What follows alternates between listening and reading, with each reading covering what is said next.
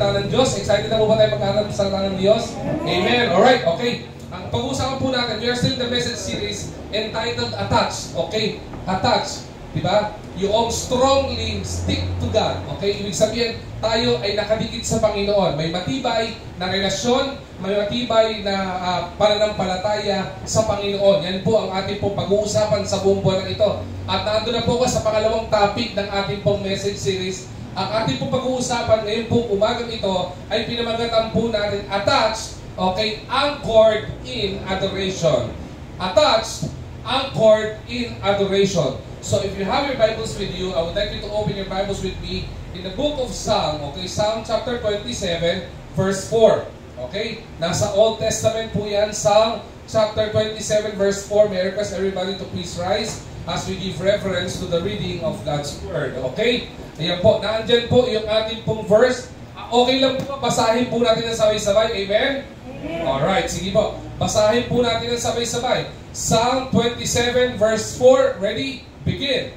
One thing I ask from the Lord, this is only do I seek, that I may dwell in the house of the Lord all the days of my life, to gaze on the beauty of the Lord and to seek Him in this temple. May the Lord be blessed upon the reading of His Word. Sumandali po tayo, manalangin, hingi ng gabay ng Panginoon sa ating pag-aaral ng Kanyang salita. Panginoon, aming dakilang Diyos, salamat sa mainit na panahon. Salamat po, Panginoon, sa pagkakataong itong dinala mo po, Panginoon, kami sa bahay-sambahan, sapagkat alam po, Panginoon namin, na mainit din po mangungusap ang iyong banal na spirito sa kalagitnaan ng pag-aaral ng iyong salita at gawain iyong sandaling ito. Panginoon, pagliwanagin niyo po, Panginoon, ang aming mga puso, ang aming mga isipan. Tanggalin po, Panginoon, ninyo ang anumang distraction, magiging hadlang sa anumang bagay na patututunan namin, Panginoon, sa pakikinig ng iyong salita, dakilang Diyos. Panginoon, itago niyo po ako sa iyong likuran. Gabayan, patubayan niyo po, Panginoon, ako as I deliver your word. Ngayon po kumagang ito again. We give you back all the praise and all the glory. In this name we pray. Amen and Amen. Maaari na po tayo magsiyo po. Sabi po sa Psalm chapter 27 verse 4, ito po ay awit. Ito po ay, pag sinabi pong Psalm, ito po ay mga awit. Okay? At ang mga awit po na ito ay isinulat po ni David. Okay? David is known as one of the person in the Bible who was tagged as, or who was known to be a man after God's own heart. In Tagalog, ito po, so si David po ay isa, okay, sa karakter sa Biblia ng may matibay na relasyon.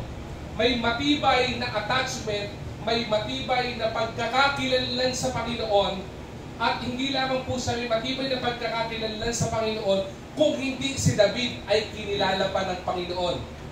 Di ba sabi po natin, ang relationship, hindi po pwede natin sabihin na may pagkilala mo, may relasyon kayo. Di ba? Pwede kong sabihin, si Ate Joyce kilala ko. Tama? Pero hanggat hindi ako kilala ni Ate Joyce, at hindi niya recognize sa pagkakilala niya sa akin, wala kaming relasyon. Hindi mo ba? Ganoon din po sa Panginoon. Marami pong nagsasabi sa Panginoon, Panginoon, Panginoon. O tumatawag sa Diyos na Panginoon, Panginoon. Pero ang sabi ng Panginoon, I never knew you. Hindi kita kilala. Ibig sabihin nun, wala po tayong relasyon. At kung titignan po natin dito, isa po sa pinakamaganda, kaya po ginamit po natin ngayong umagang ito, si David, para sa topic po na ito na attached, okay, with a strong relationship sa Panginoon, ay hindi lang po kasi dahil si David ay mayroong magandang relasyon sa Panginoon. Kung hindi, siya ay ni-recognize ng Panginoon. Siya ay kinilala ng Panginoon na malapit sa puso niya. Hindi ba? Maganda po yung may relasyon. Pero maganda yung relasyon na kinikilala ka na ito malapit sa akin. Hindi ba? Sa church po na ito, lahat po kayo kilala ko.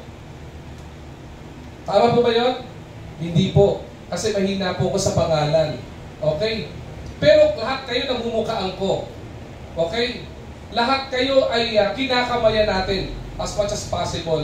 Pero may mga ilan sa church na ito na malapit sa puso ko. Isa na po doon ang asawa ko. Siyempre, pag hindi malapit sa puso ko asawa ko, malamang outside ako lang po ako mamaya. Di ba? Nasa labas din ako ng bahay mamaya. Malapit sa puso ko si Ate Joyce. Bakit? Asawa ko po siya eh. Mayroong kaming relasyon. Right?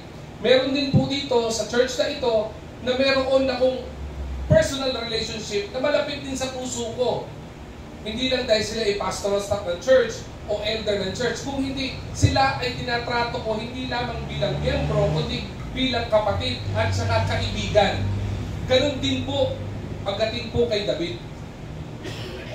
Sa dami naman pong anak ng Panginoon, sa daming propeta, sa daming mga Israelites, even though the Israelites were the chosen generation of Christ, above all those people na kilala ng Panginoon, nabukod tangi si David na sinabihan ng Panginoon that he became a man after God's own heart. Isang tao na malapit o may puwang sa puso ng Panginoon. At yan po ang matututunan natin kung bakit. Bakit po ba si David naging malapit sa puso ng Panginoon? Samantalang si David ay maraming pagkakamali. Si David ay napakadaming pagkakasala, katulad din po ng karamihan sa atin. At karamihan po ng pagkakasala ni David ay talagang, pagtitignan mo, talagang karimari-marin ng mga kasalanan na ginawa ni David. Pero bagkus sa kanyang mga nagawa, mga pagkukulang at kasalanan sa Panginoon, siya ay tinagurian pa rin po a man after God's own heart. Paano po nangyari iyon? Yan po ang pag-uusapan po natin sa umaga pong ito, at yan po ay makikita natin sa verse na binasa natin. Ang kadahilanan po kung bakit malapit ang sa puso ng Panginoon si David ay dahil po sa Psalm chapter 27 verse 4, in which this is the desire of David, and I hope and I pray that after this preaching, ito rin po ang maging desire ng puso natin pagdating sa relasyon po natin sa Panginoon. Basahin ko po. Dahan-dahanin ko po pagbasa po nito. Basahin po dito. Si David po mismo nagsulat nito. Nagkasalita nito. Sabi ito, one thing, okay, I ask from the Lord. Isa lang ang hiniling ni David sa Panginoon. Sabi niya, this only do I seek. Isa lang ang gusto kong saliksikin. Ano po iyon? Sabi dito, that I may dwell in the house of the Lord. Diba? Na manahan ako, diba? Sa tahanan ng Panginoon. Okay, maintindihan po natin pamaya kung anong significance po niyan. That I may dwell in the house of the Lord all the days of my life. To gaze, okay, on the beauty of the Lord. Ano ibig sabihin to gaze? Pag sinabing to gaze, to look. Hindi lamang po to look, but to focus. Sabi ito, itingin yung sarili natin sa kagandahan ng Panginoon at saliksikin and seek Him in this temple. Saliksikin ang Panginoon sa templo. Bakit po sinabi ditong this temple? Bakit po? Isa po sa kadahilanan kung bakit si David ay malapit sa Panginoon, dahil po siya ang isang leader ng Israel na nag-goal na ibalik ang templo ng Israelites sa Israel. Dahil ito po ay matagal pong natibag at nasira. Okay? Siya po ang nag-goal po nito. Siya rin po ang nag-goal na maibalik yung Ark of the Covenant sa Israel. Mahalaga po iyan. Kaya sa loob po ng Ark of the Covenant, tandaan po ang 10 Commandments of the Lord. Mahalaga po iyon. Kumbaga sa isang bayan, ito po ay bantayog. Okay, mahalaga po ito sa Israel. Ito po ang kadahilanan noon. Ngayon, tingnan po muna natin, himayin po muna natin yung title. Last Sunday, pinag-usapan natin about attachment. Di ba? Yung strongly stick to God. Magkaroon tayo ng personal na relasyon sa Panginoon. At kung may personal na relasyon natin sa Panginoon, dapat po pinagtitibay natin yon. Amen? Natutunan natin last Sunday po yan, di ba? Okay. Ngayon, kung hindi nyo po maalala po yung message na yan, gumagawa po tayo ng weekly publication, pinapadala ko po sa inyo yan, paki-download po doon na andun yung outline, andun yung explanation. Ngayon, kung kulang pa sa inyo yun, pumunta kayo sa YouTube channel natin, pwede nyo balikan po yun. Alright? Now, tingnan po muna natin. Ngayon, pag-uusapan natin is about paano patitibayin, paano patatatagin yung pananampalataya natin o yung attachment natin sa Panginoon when it comes to anchored in adoration. Kasi David was anchored in adoration. Ngayon, tingnan po muna natin ang kahulugan nung dalawa doon po sa ating pong title, anchor at saka po yung adoration. o being anchored or adoration. Una po, anchored. Para hindi po tayo mahirapan, in-abbreviate ko po yung meaning ng anchored sa fast. F-A-S-T. Sino po dito nagsiman? Meron po dito nagsiman? Sino po dito natuto mamangka? Wala po. Namamangka? Si mama namamangka. Sino po dito nakasakay na ng bangka? Yan. Nakasakay ng barko? Yan. Ako, madami na. Oo. Ang pinakaayaw natin, alam niyo kung ano, yung namamangka sa dalawang ilog. Yan, di maganda yan, ha? Huwag niyong gagawin yan.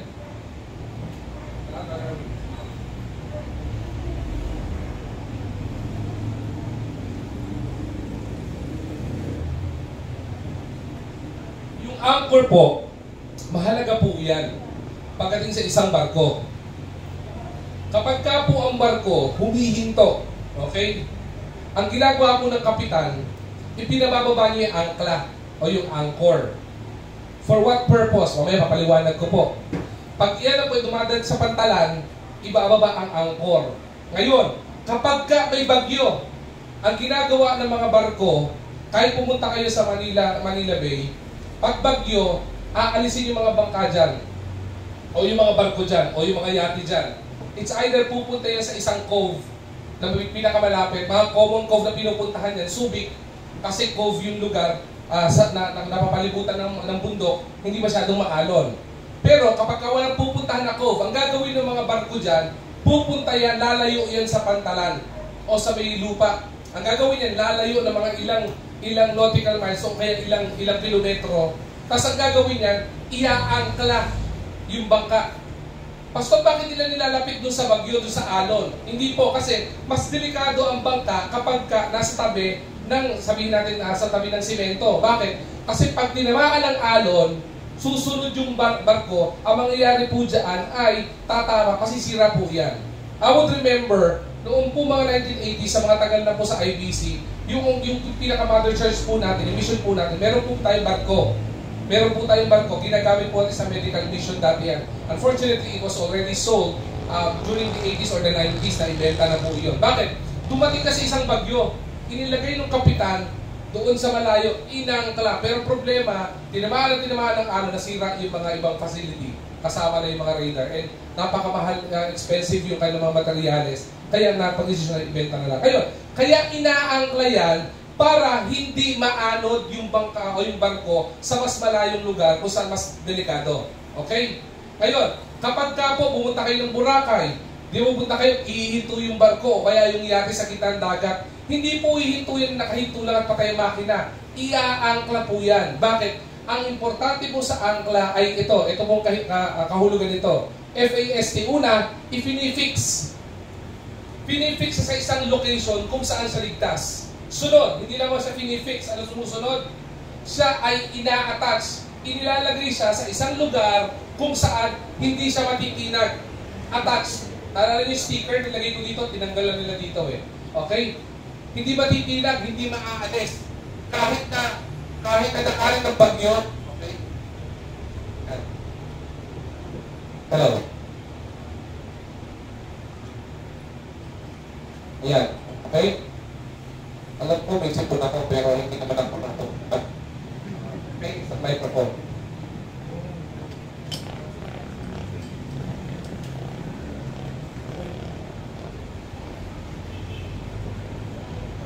Alright. Ina-attach po yan. Para ang mangyari, hindi po yan matitinag kahit na mandaan na bagyo. Okay? May problema receiver nito. Pakiayos ito mga kapatid.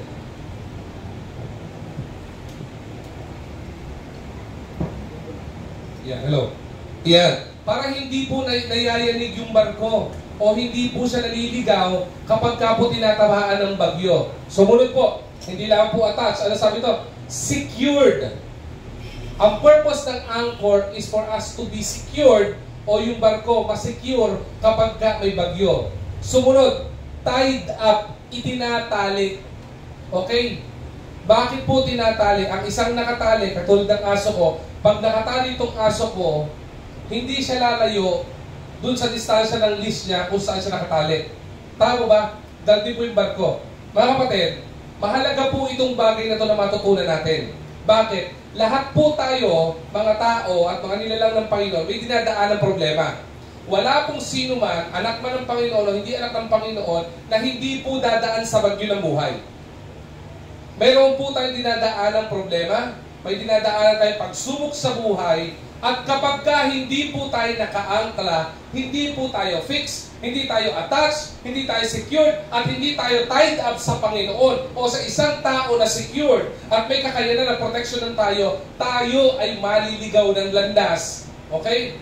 Kaya po maraming mga tao, pag dumating sa problema ng buhay, ang nangyayari, nawiwindang ang buhay.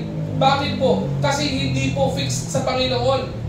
Kapag ka po ang tao dumaan sa problema, pag hindi po naka-attach sa Panginoon, ang nangyayari, nawiwindang po, hindi na alam po anong gagawin.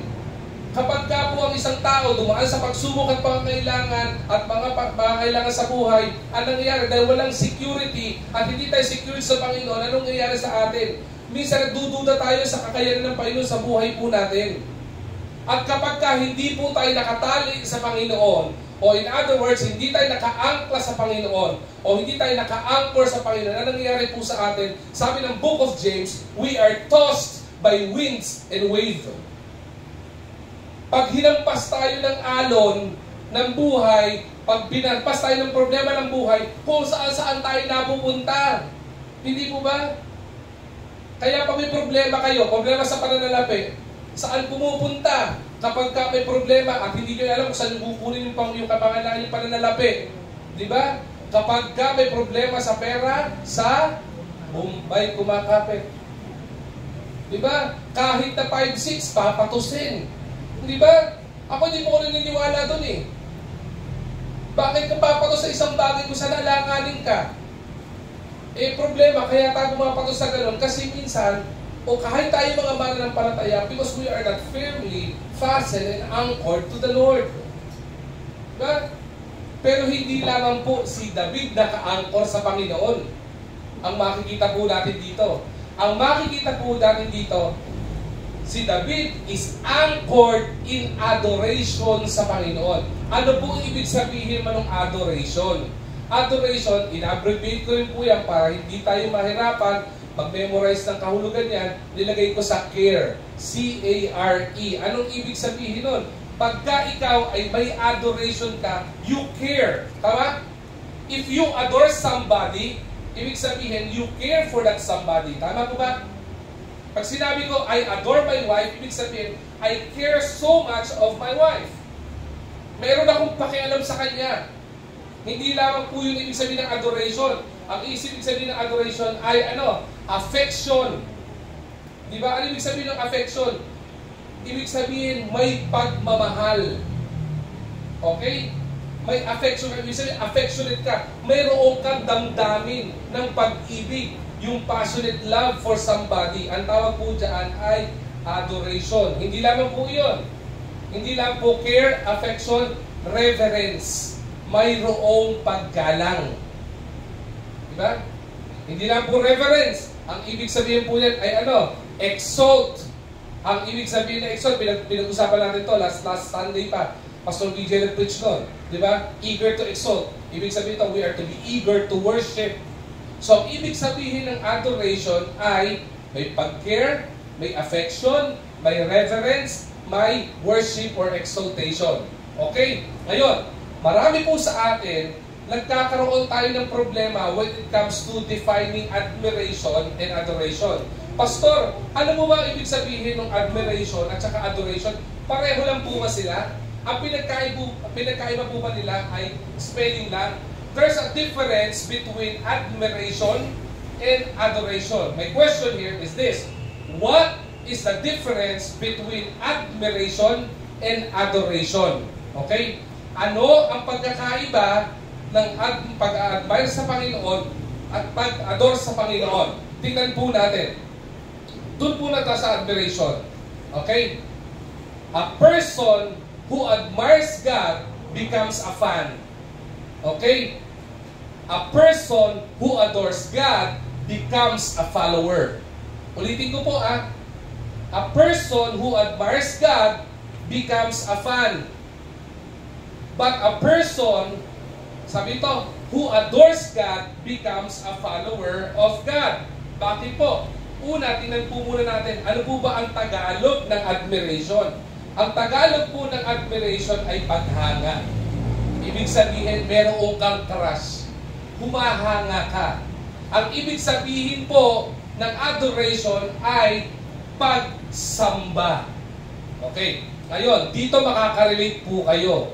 Iba sa atin, meron kayong mga ina-admire. Yan. Sino may ina-admire dito? Yan. Sino? Okay, mahiya. Pastor BJ, bakit dalawang taas na sa kamay?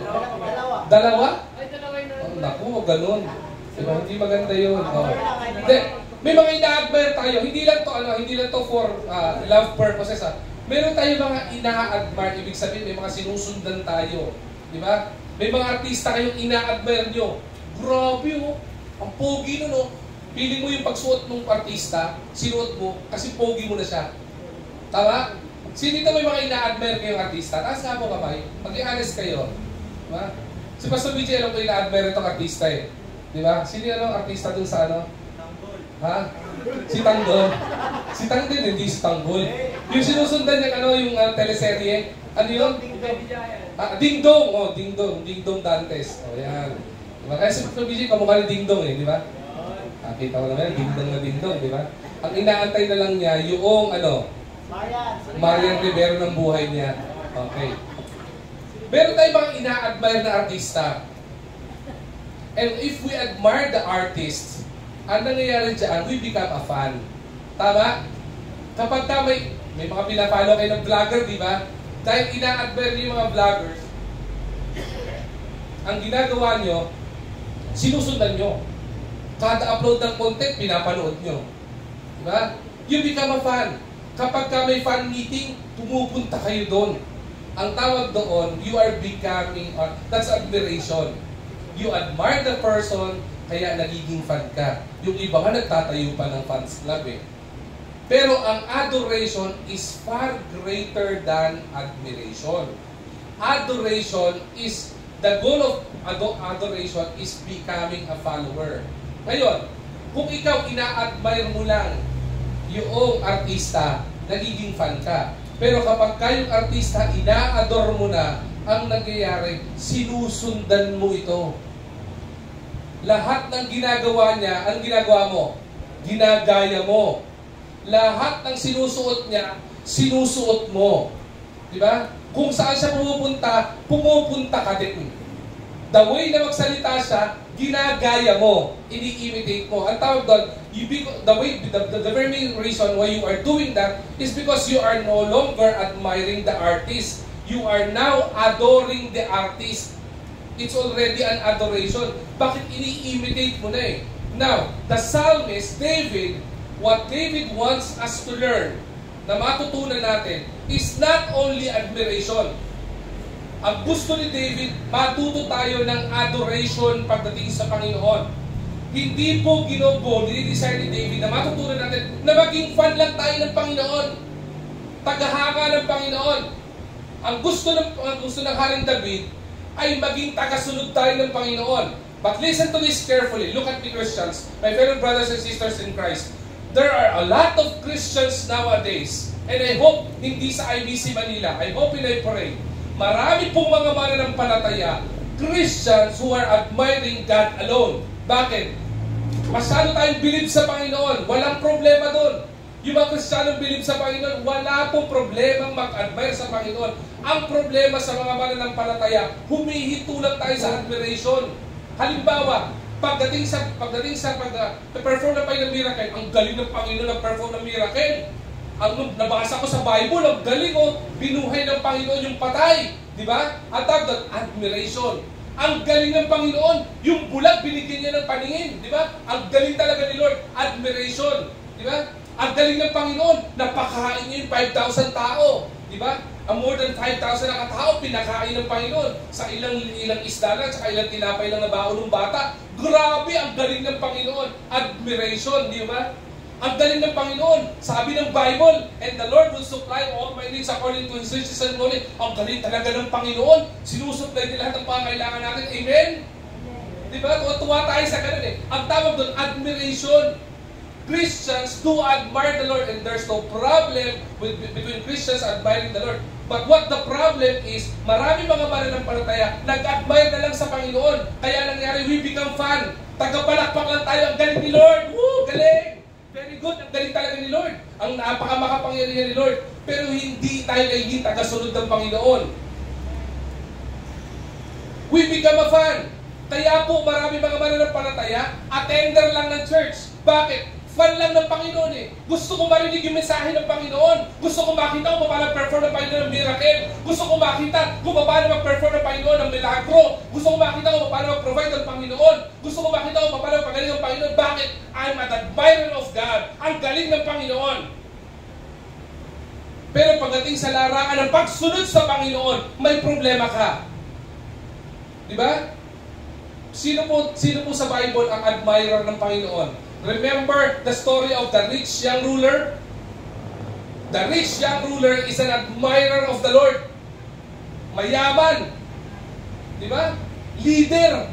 Sabi niya, ang galing ng Panginoon, no? Galing ni Lord na nag-perform ng miracle, no? Di ba kasama yung mga disciples? This was the time of the disciples. Alam niyo po ba, disipulo, hindi lamang po talaga dapat 12? Alam niyo po ba yun? Ang disipulo, dapat more than 80 plus ang disciples. Pero naging 12 lang. At bago mag-ascend ng Panginoon sa langit, 11 na lang. Kasi si Judas nag-Judas. Di ba? Alam niyo, isa dapat sa mga disipulo ng Panginoon, itong rich young ruler. Isa dapat sa tagasunod ng Panginoon, itong rich young ruler. Bakit? Admirer ng Panginoon eh. Ang galing ni Lord, oh. Sabi ng rich young ruler, gusto ko rin maging katulad doon, oh. Gusto ko katulad ng mga disciples, kasama ng Panginoon, oh. Nakikita nila, na-experience nila para magpakita ng milagro ang Panginoon. Gusto na gano'n. Ang sabi ng Panginoon sa kanya, do you want to follow me? Ito na yung following eh. Do you want to follow me? Sagot ng rich young ruler, yes. Ano sabi ng Panginoon? Buksan yung Bible nyo. Ang sabi ng Bible, take up thy cross and follow me. Nung sinulat sa iyo, pagkakasulat, pagkakabanghay o pagkakabangkas ng nung sulat dito, sabi dito, lahat ng ari-arian mo, ibenta mo. Tapos, sumama ka sa akin. Anong sabi nung rich young ruler? In layman's term, Lord, huwag ka nag-joke. Pwede naman ako sumunod na hindi ko ibenta lahat ng ari-arian ko, di ba? Ito yung patunay na na admirer lang ito. Bakit? Nasubukan yung pananampalataya eh. Nung sinabi ng Panginoon, sige, iwanan mo lahat ng pwede mong iwanan at sumunod ka sa akin. Ano nangyari sa kanya? Lord, huwag naman ganun. Hindi ba hindi naging disipulo itong rich young ruler na to? Katulad din po na marami mananampalataya. Marami tayong mga mananampalatayang Kristiyano, napakalaki ng potensyal pagdating sa larangan ng gawain ng Panginoon. Pero maraming mananampalataya, fan lang at hindi follower. Bakit? Because we admire the works of the Lord. We admire the Lord. We admire the beauty of the Lord. We admire the miracles of the Lord, but we don't adore the Lord. Humahanga lang tayo, pero hindi tayo sumasamba sa Panginoon. Kasi ang tunay na sumasamba sa Panginoon, nagiging tagasunod ng Panginoon. My question here right now, sino tayo pagdating sa Panginoon? Fan lang ba tayo o follower tayo? Baka pag nasubukan tayo ng Panginoon, doon natin malaman, admirer lang pala ako ng Panginoon eh. Di ba? Hindi pala ako nag-a-adore sa Panginoon eh. Ang goal ni David sa mensaheng ito, ngayong umagang ito, ay hindi lang tayo maging fan, kung hindi maging follower tayo ng Panginoon. Ang goal ni Haring David, hindi lang tayo mag-admire sa Panginoon, but i-adore natin ng Panginoon. Yun ang dapat na matutunan po natin mga mananampalataya. There's a great difference between an admirer of Christ and adorer of Christ. Sana po, maging hamon sa atin yung mensahe po ng Panginoon ngayon po umagang ito. Ulitin po natin, a person who admires the Lord becomes a fan. But a person who adores the Lord, who adores God, becomes a follower of Christ. Ano po bang kahalagahan na magiging follower ka ng Panginoon? Alam niyo po ba, isa sa pinakamaganda na experience sa mga tao sa paligid ng Panginoon ay hindi po yung mga taong naka-experience ng miracle ng Panginoon. Ulitin ko po sa mundong ibabaw na itong ginagalawan natin, nung dumating si Jesucristo sa mundong ito, ang pinakamagandang nangyari sa mga tao, okay, ay hindi lamang po yung mga tao naka-experience ng miracle ng Panginoon. Pastor, di ba maganda experience yung nung binuhay ng Panginoon? Of course, maganda yun. Yung pinagaling ng Panginoon may sakit, maganda yun. Di ba? Maganda experience yun. Pero pinakamagandang naka-experience sa Panginoon, alam niyo kung sino? Yan ay walang iba kundi yung mga disipulo ng Panginoon. Because they haven't experienced only one miracle. They experience all the miracle. Visually, physically, nakita nila. They are with the Lord, kasama ng Panginoon, na experience nila. Kaya pansinin niyo po, pagkatapos ng Panginoong Jesucristo, nag-ascend sa langit, ano sabi ng mga disciples? Ang sabi ng Panginoon sa mga disipulo, go ye into all the world and preach the gospel. Diba? Teach all nations, baptizing them in the name of the Father, and of the Son, and of the Holy Spirit. And lo, I will be with you always, even unto the end of days. Alam niyo bakit? Yung ginawang milagro ng Panginoon, na-perform din ng mga disipulo. Bakit? Because they experienced how the Lord did it during their time. At kaya nila nagawa ito, hindi dahil magaling sila at na-experience sila. Na-experience nila ito at gumaling sila dahil na-experience sila kasama nila ang Panginoon all throughout their lives. Ano yung pinakamaganda? Pinakamaganda yung kasama natin ang Panginoon. Hindi ba? Meron po akong awit meron akong awit sa parang mga camp. Sabi niya, yung awit yung lyrics ng awit, sino nakakalam nito? Kasama natin ang Diyos. Diba? Diba? Sino nakakalam nito? Pakakantahin to. Walang kasa. Pastor BJ, kantahin mo nga. Sama mo ako dito. Gusto ko alam mo ba to? Sige, alam mo to. Di mo may sayo to? Si Kuya Diyos ang pakasayawin natin. Kantahin mo nga yung lyrics. Maganda tong kanta to eh. Kasama natin ang Diyos. Mana? Para medyo kumulimlim. Baka pwede namang hawakan mo yung microphone. Kasama natin ang Diyos. Eko. Parang natakot ako Kasama natin ang Diyos. Di ako matatakot. Di ako mangangamba. Kasama natin ang Diyos. May lyrics pa yun eh. Kasama. Meron pa yun eh. Dumaan man ako sa... Dumaan man ako sa ilog. Di ako... Malulunod. Akala ko ba alam mo? Dumaan man ako sa apoy. Di ako... Masusunod. Tama. Diba? Biblical tayo pa sa BJ. Sana po medyo kumalimlim. Okay?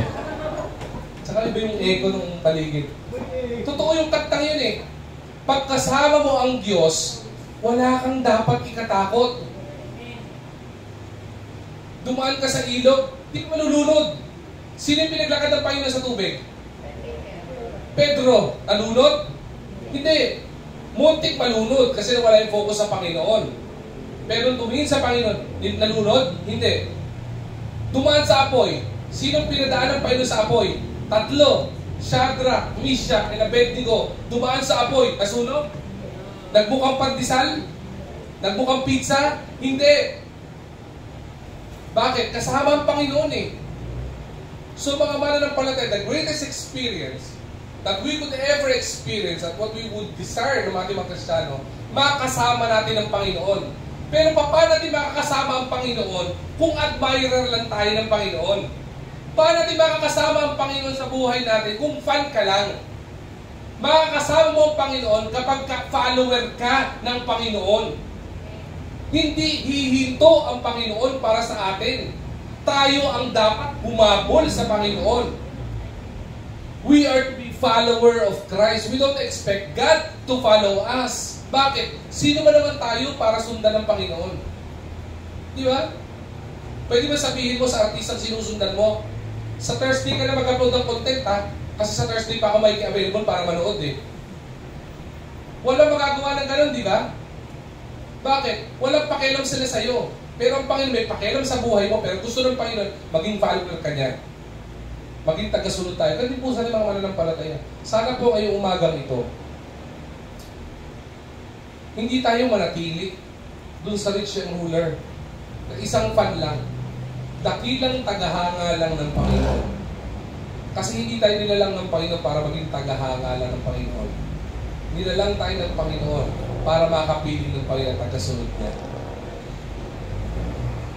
Create tayo ng Panginoon for us to be in a journey together with Him. Kaya minsan papakiwarin natin yung biyahe ng buhay natin, feeling natin we're alone. Tapos sinisisi natin ng Panginoon, bakit ako lang mag-isa dito? Hindi naman kasalanan ng Panginoon yun eh. Kasalanan mo yun. Bakit? Kung feeling mo mag-isa ka, ang tanong, sumusunod ka ba sa Panginoon? Kasi kung sumusunod ka sa Panginoon, sigurado hindi ka mag-iisa. Tama? Ngayon, mayroong po tatlong bagay na tinuro po ang Haring David dito.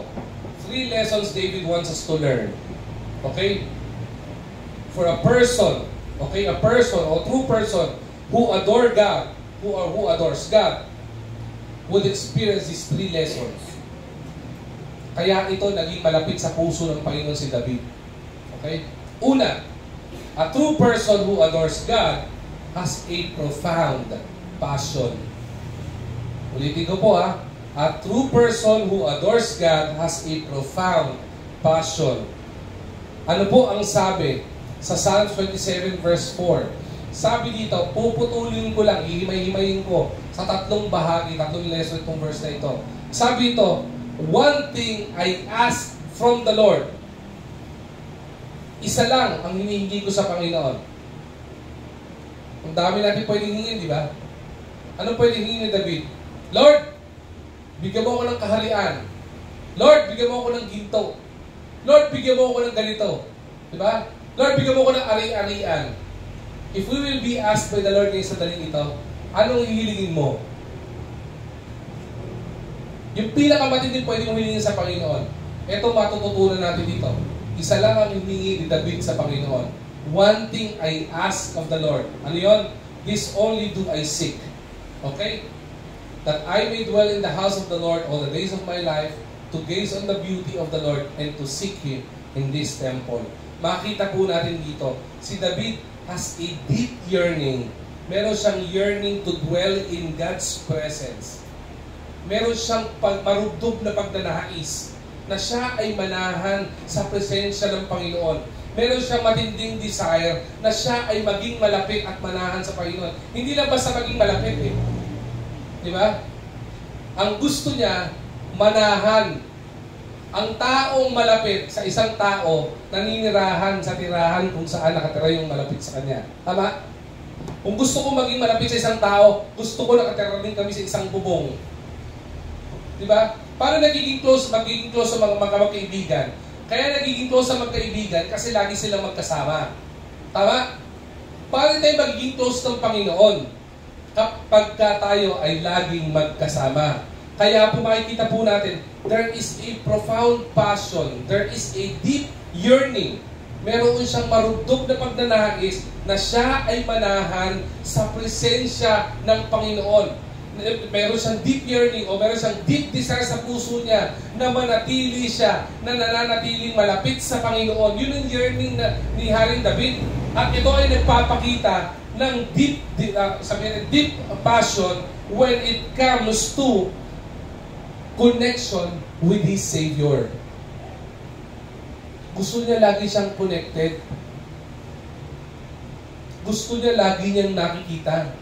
Gusto niya lagi niyang kasama. Kung i-illustrate ko po ito, Hindi po ba? Sino po dito may mga asawa na? Pakitas na po kamay. Yung mga asawa na. Yan. Sino po dito may girlfriend? Okay, may boyfriend. Girlfriend muna. Sino may girlfriend? Yan. Sino may boyfriend? Joseph, magkataas ka na kamay? May problema ka ba? Parang may problema tayo doon. Okay. Hindi. Napaangat lang. Kinabahan ako ng konti eh. Okay? Let me just illustrate this, okay? Nung kayo po ay naliligaw pa lang doon sa asawa nyo, hindi ba gusto nyo meron kayong deep connection sa kanya? Gusto nyo lagi kayo magkasama. Gusto nyo lagi kayo nagkikita. Diba? Iba nga, nagiging dahilan pa to ng pag-aaway. Bakit? Mayat-mayat, text ang text yung girlfriend mo. At pagka hindi ka sumagot, galit. Bakit hindi ka sumasagot? Eh, wala akong load eh. Diba? Bakit? Mayroong yearning, deep connection. Ganon din ang desire ni David. Ang gusto niya, mayroong siyang deep connection. Continuous communication sa Panginoon. Yun yung tinatawag na profound passion. Kaya sabi dito, one thing I ask, isa lang ang hinihingi ko sa Panginoon. Ang gusto ko lang, Lord, na manatili akong nananaan sa puso mo. Gusto ko lang, Panginoon, yung presensya mo nasa akin. Ito yung anchored in adoration. Ito yung may affection. Ito yung may reverence. Ito yung may pa-exaltation and worship sa Panginoon. Gusto niya, kasama niya lagi ang Panginoon. Sino po sa akin, kapag ka may gawain ng Panginoon, excited kayo? Di ba? Sino po dito, kapag ka po may gawain ng pagsama sa Panginoon, yung excited mo, maaga pa lang, planchado na damit mo. Di ba? Sino po dito, excited kayo, di ba? Na hindi kayo makatulog. Kasi kinabukasan pagsamba. Meron ba ganon? I would remember my son, I think 2 years old siya nito, first time niya sasakay ng eroplano. Pupunta sila ng mami niya, papunta sila ng Cebu. I would remember, kada oras bumabangon si Doy. Kasi ang lakad nila, parang 7 in the morning, no? So they need to be at the airport mga 3 or 4. Nandun na sila kasi 4 hours before the flight, kailangan nandun na. 4 o'clock na, Dad. 9 o'clock pa lang, matulog ka. 9:30, gigisingin ako, Dad, 4 o'clock na. Ako din po napuyat eh. Kasi kada 30 minutes, ginigising ako eh. Dad, ihahatid mo na ba kami sa airport? Bakit? Excited eh. Di ba? Ang taong excited pagdating sa gawain ng Panginoon, hindi magkanda tulog pagdating sa gawain ng Panginoon. Pero alam niyo po, dito magkakasubukan na marami mga mananampalataya, fan lang at hindi follower. Marami mga mananampalataya, alas 10 na tulog pa. Di ba? Pastor, naninira kayo ha.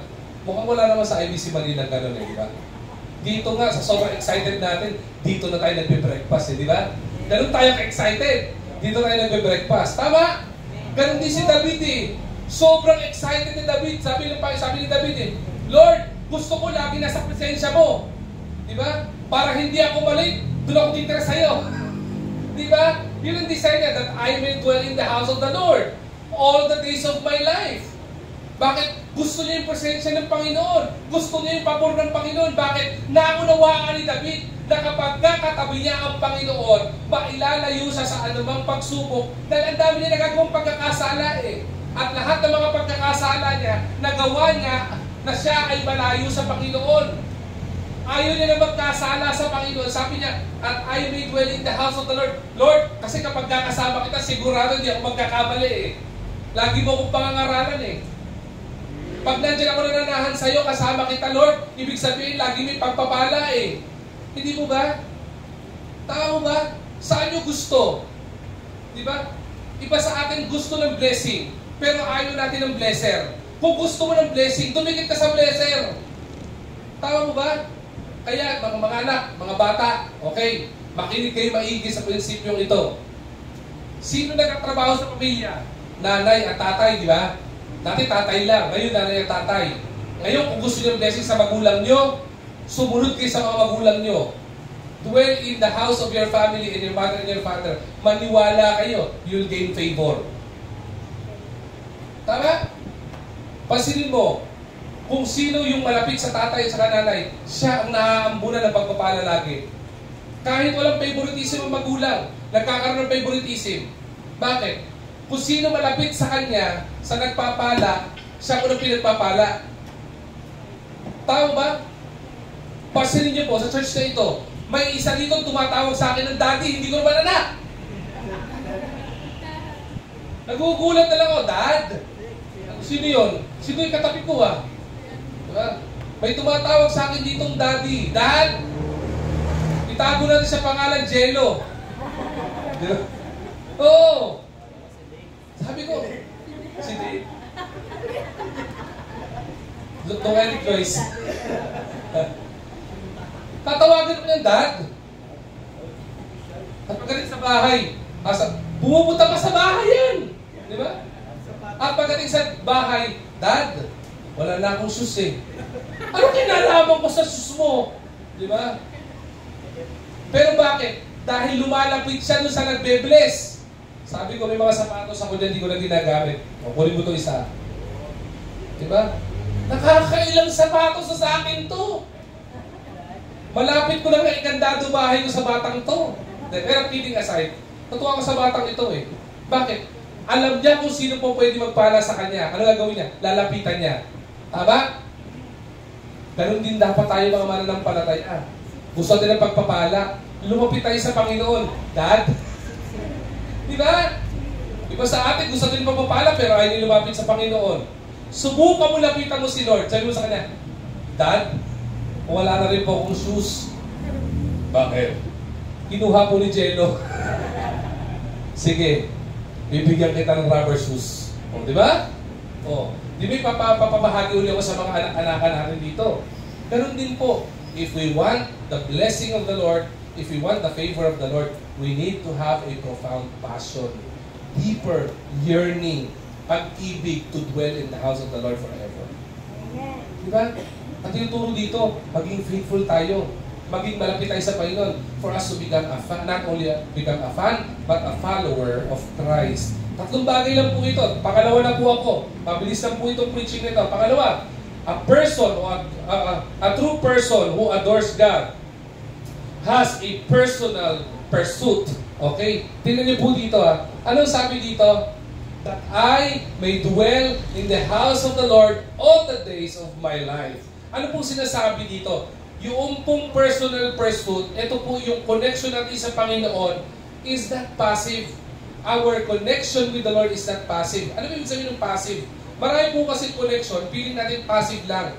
Pag ang antonym o kabaliktaran ng passive ay active. Pag passive, more on bibig lang, sinasabi lang. Ang active, mayroong gawa. Okay? Yung pong ating connection sa Panginoon, dapat hindi po passive. Kasi po, marami nagsasabi na mga mananampalataya na sila ay mananampalataya. Tagasunod sila ni Lord. Ay, faithful ako kay Lord. Ang tawag doon, passive. Diba? Ako, active ako sa gawain. Ang tawag doon, passive. Hanggat walang action. Pag sinabi mo ako may relasyon kami ng Panginoon. Malapit ako kay Lord. Passive, verbal lang. Okay? Ang connection natin sa Panginoon shouldn't be passive. It requires intentional pursuit. Ibig sabihin, intentional. Sinasadya.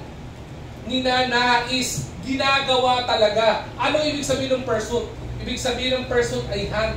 Ibig sabihin, sinasaliksik mo. Ginagawa mong saliksikin. Kaya sabi nyo, that I may dwell in the house of the Lord forever. Hindi lang dinisire, hindi lang passive. Ang ginawa ni David, gumawa siya ng effort for him to dwell in the house of the Lord forever. He doesn't only pray, he doesn't only desire, he doesn't only request ng Panginoon na ito po ang gusto ko. Ang gusto ko po manahan sa inyo. Ang ginawa ni David, nanahan siya mismo sa presensya ng Panginoon. Paano po nangyari nanahan sa presensya ng Panginoon? Sabi ko po sa inyo, mahalaga yung sinabi ko kanina. Si David ang isa sa mga leader ng Israel na siyang nagbalik ng templo sa Israel because he believed that the Lord dwells in the temple. The Lord dwells in the house of the Lord. Ang ginawa niya, ibinalik niya yung templo kasi gusto niya ang presensya ng Panginoon. Hindi lang niya kapiling, kundi kapiling ng Israelites. Kaya po kung papansin natin, even from history up to this very point in time, wala pong gera na tinalo ang Israel.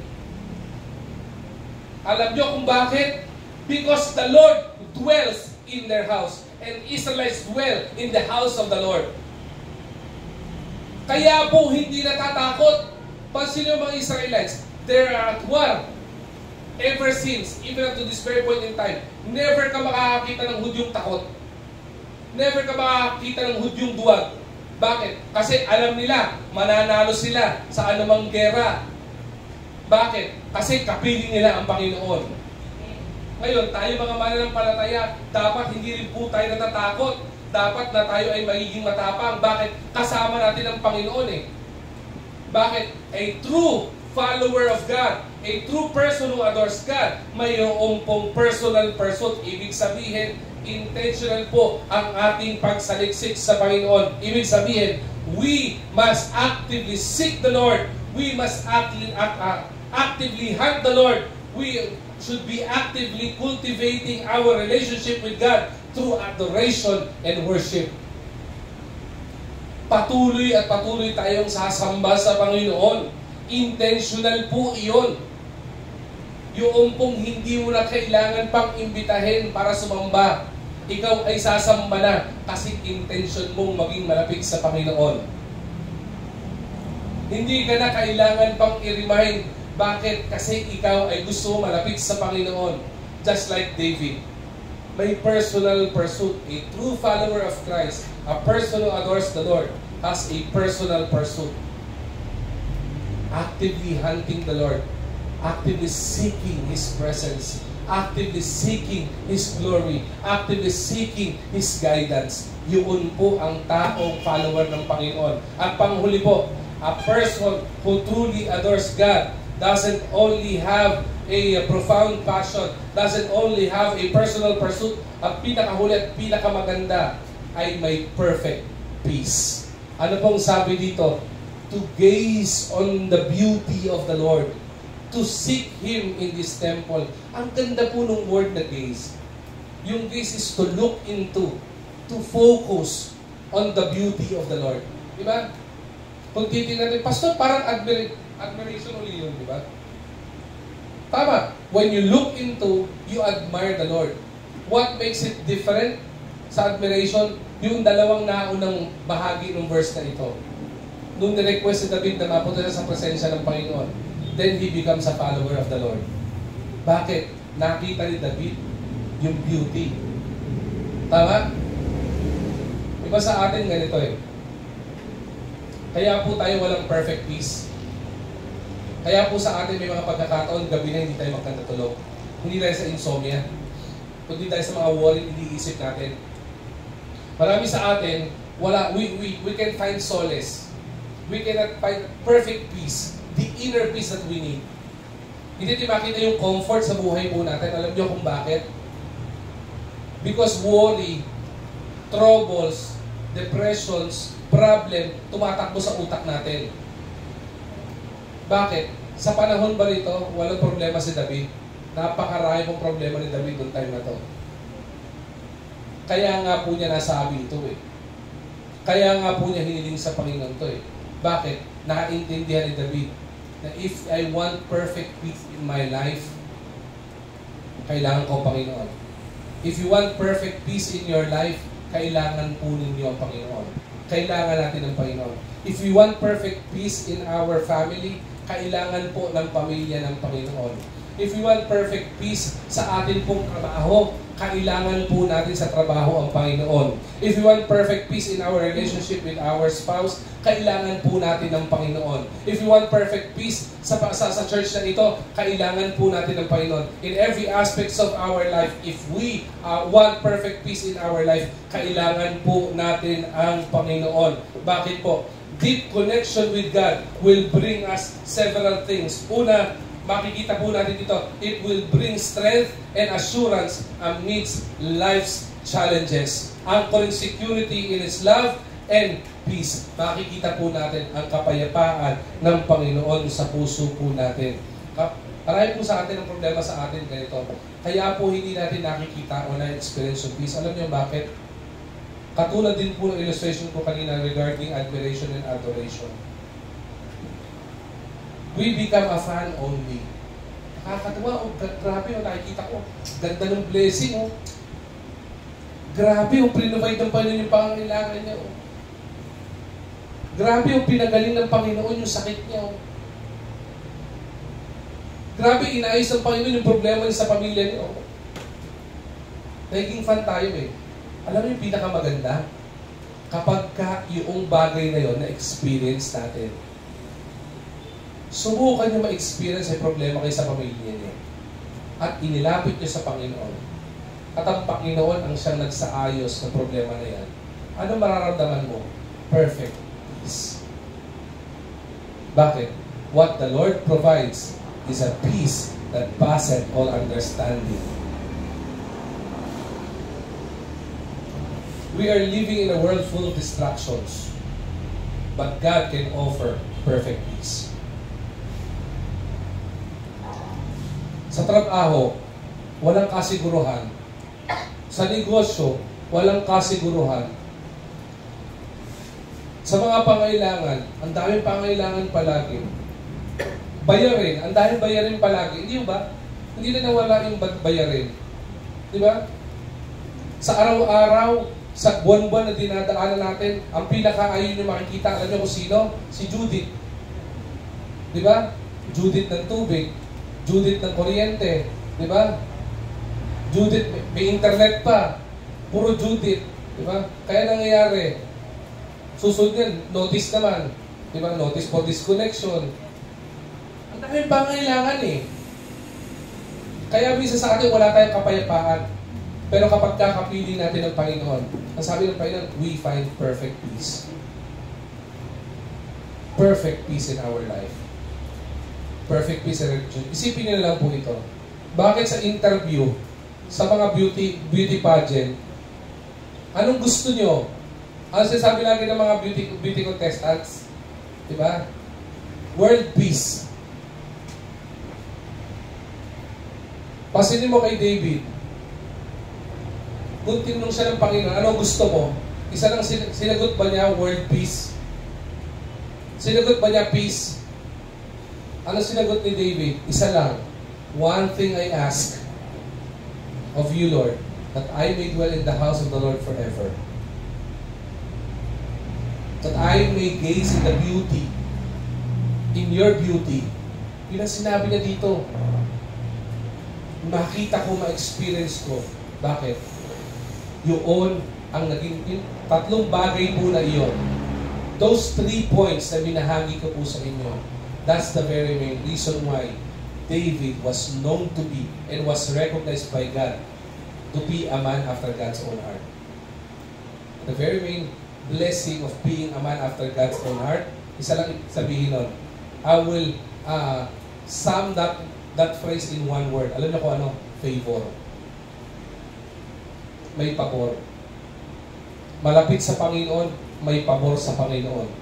Malapit sa Panginoon, wala siyang kailangan hingin pa sa Panginoon. Alam ng Panginoon kung anong pangailangan niya. Malapit nga eh. Alam niyo po ba kaya sinabi ng Panginoon sa Bible, and my God supply all my needs according to His riches and glory? Kakayanan po ng Panginoon yun. Ang tanong, bakit parang feeling po natin, hindi pinaprovide ng Panginoon yung mga pangailangan natin? Ang dapat tanungin mo, hindi yung Panginoon. Ang dapat mong tanungin ang sarili mo, kung malapit ka ba sa Panginoon. Kasi alam ng Panginoon ang pangailangan mo. Ang problema, hindi ka malapit sa Kanya. Kasi kung may uunahin ng Panginoon, nabigyan ng special favor, yung malapit sa Kanya o hindi malapit sa Kanya. Kayong tatanungin ko. Sa isang magulang, sino unahin mong bigyan ng pagpapala? Yung malapit sa'yo o hindi malapit sa'yo? Sa Panginoon, ganun din. Namimili po pala ang Panginoon, Pastor? Hindi. Pero, naniniwala po ako, sabi ng Bible, our God is a just God. Siya ay Diyos na pantay ang pagtingin sa lahat. Aba, tingin ko, nararapat din lang naman na unang pagpalain ng Panginoon yung mga matapat din sa Kanya. Tama ba? Kaya po ganito ang na-experience ni David. Sana po, ngayong umagang ito, ang natutunan natin ay ito. Hindi tayo maging admirer lang at hindi tayo maging fan lang. Kung di tayo ay mag-adore at tayo ay maging follower ng Panginoon. Bakit? Ulitin ko po sa inyo. Anchored in adoration means to deepen our relationship with God. And as we deepen our relationship with God, our goal should be not to be a fan. Because a true admirer of God becomes a fan. But a true person who adores the Lord, ang sabi dito, becomes a follower of Christ. Ang gusto ng Panginoon for us to be Christ-like. That is what David is teaching us. Because being close to the Lord means being close to God's blessing. Because the blessing comes from the blesser, and that is God, and God alone. Let us continue to be attached to the Lord. Let us continue to deepen our relationship with God. Tumayo po tayo lahat, tayo po ay manalangin. Panginoon, aming dakilang Diyos, marami pong salamat sa napakagandang mensahe at hamon mo sa amin ngayong umaga pong ito, Panginoon. Patuloy mo kami hamunin, Panginoon, to anchor ourselves in adoration to you, Lord God. Again, we give you back all the praises and all the glory. In Jesus' mighty name we pray. Amen and amen.